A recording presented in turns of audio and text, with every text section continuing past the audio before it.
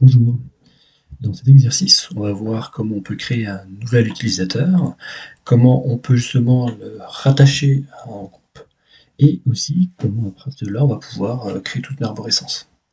Donc pour cela, on reprend la console de tout à l'heure, enfin le terminal de tout à l'heure, et on va justement appliquer les différentes fonctionnalités. Donc la première chose, c'est que justement, on veut rajouter un utilisateur, puisque sous Linux, on peut avoir plusieurs utilisateurs à la fois. Donc il faut d'abord être administrateur, enfin, super utilisateur. Donc c'est pour ça que normalement il faut taper d'abord SU.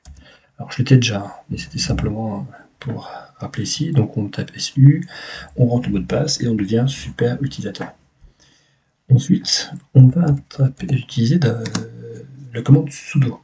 Alors sudo, ça, souvent on croit que c'est super utilisateur do en fait, donc, ce que la personne fait comme super utilisateur.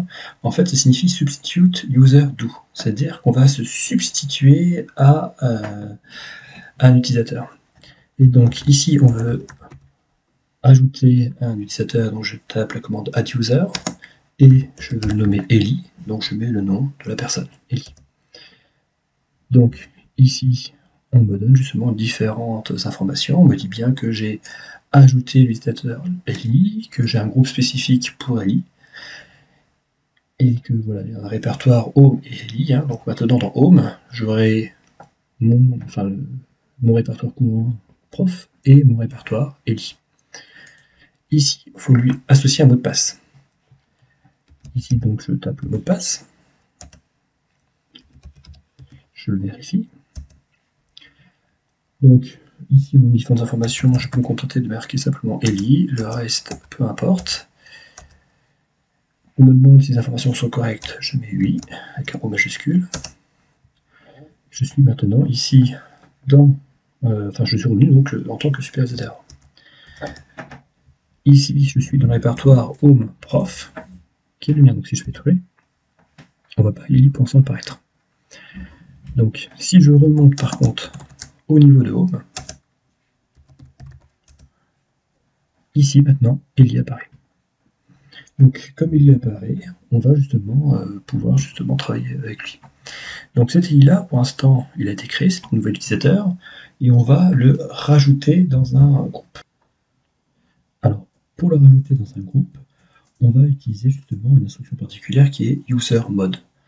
Alors sauf que cette instruction, depuis peu, il faut justement taper avant sudo pour pouvoir l'appliquer. Donc je tapais sudo user-mode. Donc user comme utilisateur, mode c'est pour modifier. Donc on va modifier des caractéristiques, des paramètres liés à l'utilisateur. Là on veut l'ajouter dans un groupe. Donc pour l'ajouter dans un groupe, on va rajouter des options. Donc en Linux, les options c'est avec un tiret. Pour ajouter, c'est append, enfin to append en anglais signifie ajouter, donc c'est pour ça qu'on va mettre "-a". Et pour ajouter un ensemble de groupes, une liste de groupes, on va mettre un G majuscule.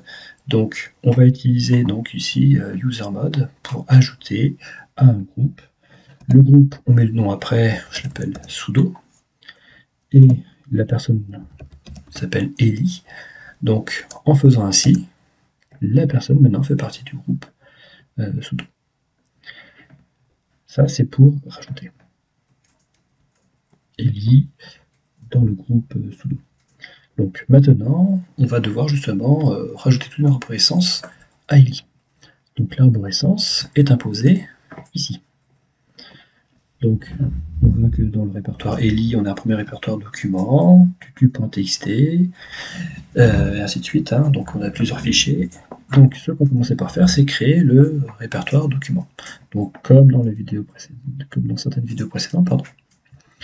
Donc on va déjà se placer dans Eli parce que c'est plus simple. Donc ici, je me place dans Eli. Pour l'instant, si je fais ls pour lister, hein, il n'y a rien dedans. Je vais créer un répertoire en faisant mkdir. Ce répertoire s'appelle document. Je ne sais plus s'il y a un S ou pas, je vérifie. Il faut un S, donc je mets un S, et voilà. Donc si je fais tree, j'ai bien un document. Maintenant, on va devoir créer dans ce document-là un deuxième répertoire qui va s'appeler boulot. Donc pour créer le répertoire boulot, on va faire mkdir. Alors plutôt que remonter, voilà, je vais directement dire que je pars de là où je suis. Donc pour l'instant je suis dans Eli. Et je vais aller dans Documents. Et dans celui-là, je vais créer un répertoire boulot. Donc si je fais Tree, c'est bien fait. Là, maintenant, il me reste à créer donc les répertoires étant créés, maintenant il me reste à créer les fichiers. Donc j'ai 2 fichiers à créer dans Documents. Donc pour créer les 2 fichiers, alors le plus simple c'est d'aller justement au bon endroit. Hein. Donc je vais aller dans Eli. Voilà. Pardon, je suis déjà dans Eli. Je veux aller dans Documents, puis dans que dans Documents, pardon.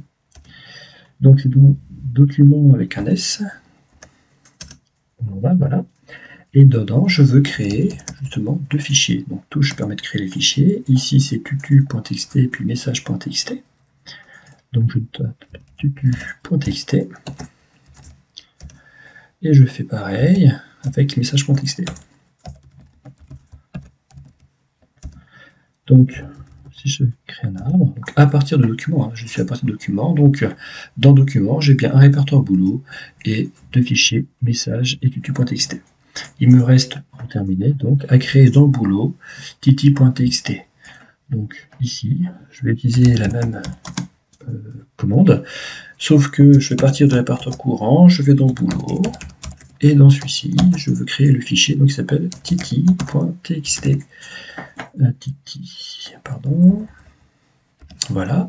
Si j'exécute, j'ai fait une faute de frappe, j'ai mis... Voilà. Et donc, si j'exécute, j'obtiens bien ce que l'on veut. Donc je reviens au dossier parent pour voir justement dans Eli qu'est-ce qu'il y a. Et donc dans Eli, j'ai bien désormais l'arborescence voulue. Donc voilà pour cette vidéo. À bientôt.